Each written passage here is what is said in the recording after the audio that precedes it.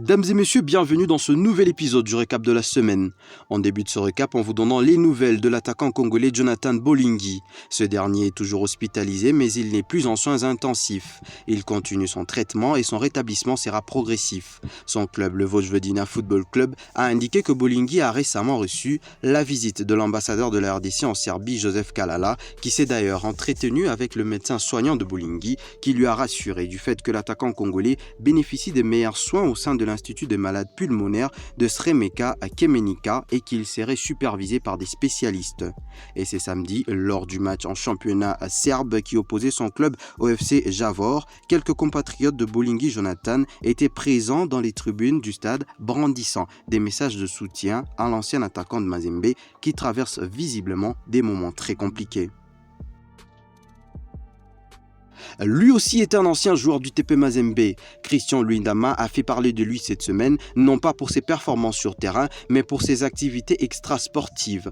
En effet, l'actuel défenseur central d'Antalya Sport en Turquie a fait bâtir à Kinshasa, la capitale de son pays, un hôpital dénommé Clinique spécialisée de Ngaliema.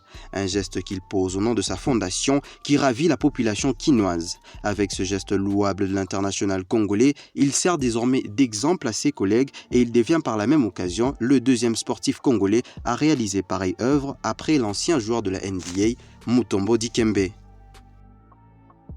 Youssouf Mulumbu est de retour en Europe. À 36 ans, l'ancien capitaine de la sélection congolaise s'est engagé pour une saison à l'US Orléans, un club de National 1 qui est l'équivalent de la 3e division française. Après un passage au Saint-Éloi Lupopo et au FC Tanganyika, Mulumbu retourne donc en France pour élever ce qui semble être le dernier challenge de sa carrière. Après le sport, on parle politique à présent. L'actualité en semaine a été dominée par la 78e session de l'Assemblée générale de l'ONU qui s'est tenue comme d'habitude à New York au siège des Nations Unies. Pour sa part, le président de la République démocratique du Congo, Félix Tshisekedi Tshilombo, a tenu un discours dont l'essentiel partie était basé sur sa demande insistante du retrait accéléré des casques bleus dans son pays à partir de la fin de l'année en cours, tout en regrettant le fait qu'il n'ait pas su faire face aux groupes armés. Ce discours intervient aussi après que l'ONU ait fait face à une série d'attaques et des manifestations contre la présence de casques bleus dans l'est du pays. Tout récemment, à la fin du mois d'août, la répression d'une manifestation anti-ONU a dégénéré et a fait une 50aine de morts à Goma. L'accélération du retrait des casques bleus devient une nécessité afin d'apaiser les tensions entre ces dernières et les citoyens congolais, a insisté Félix Tshisekedi. Entre-temps, le garant de la nation congolaise n'a pas manqué l'occasion de condamner une fois de plus le voisin rwandais aux yeux du monde pour leur soutien aux forces armées qui agressent son pays, la République démocratique du Congo.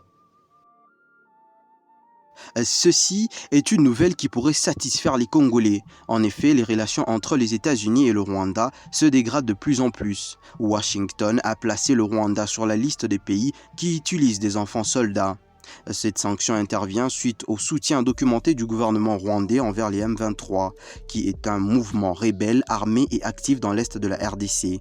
Se basant sur le Shield Soldier Prevention Act 2008, qui est une loi visant à empêcher l'utilisation des enfants soldats, cette loi autorise les États-Unis à imposer des restrictions aux pays qui recrutent des enfants soldats, notamment en limitant l'assistance militaire et toute forme de soutien.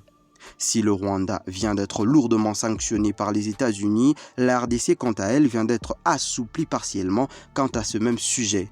Pour rappel, la RDC était elle aussi accusée de recruter des enfants soldats.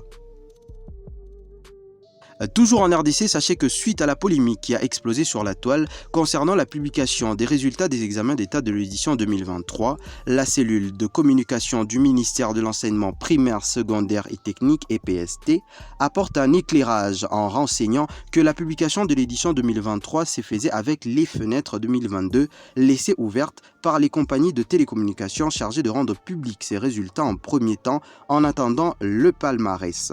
Aussitôt constaté, la fenêtre 2022 a été fermée. Malgré cela, les gens avaient tantôt les bons ou mauvais résultats.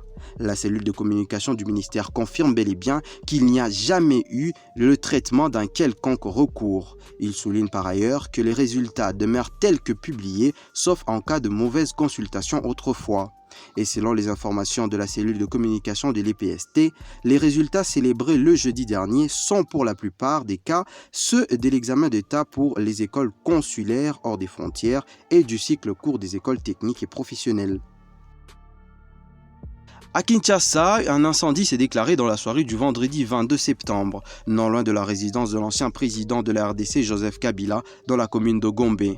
Selon les témoins, l'incendie aurait démarré sur la clôture de la propriété de Kabila, longeant le fleuve Congo.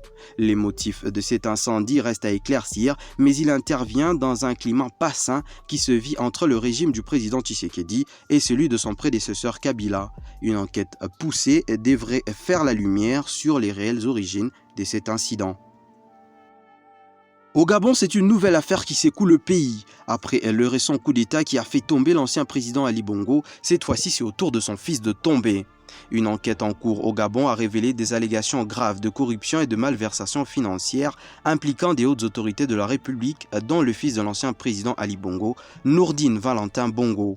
Ce dernier a été incarcéré à la prison centrale de Libreville après avoir été mis en examen et placé en détention provisoire. Le chef d'accusation qui pèse sur lui sont nombreux, notamment la haute trahison et la corruption active. Nourdine Valentin Bongo, autrefois coordinateur à la présidence et conseiller stratégique de son père au sein du Parti démocratique du Gabon, était considéré par certains comme étant le remplaçant idéal de son père à la tête de l'État, et sa chute soudaine et dramatique a secoué le pays et a soulevé des questions sur l'intégrité du gouvernement gabonais.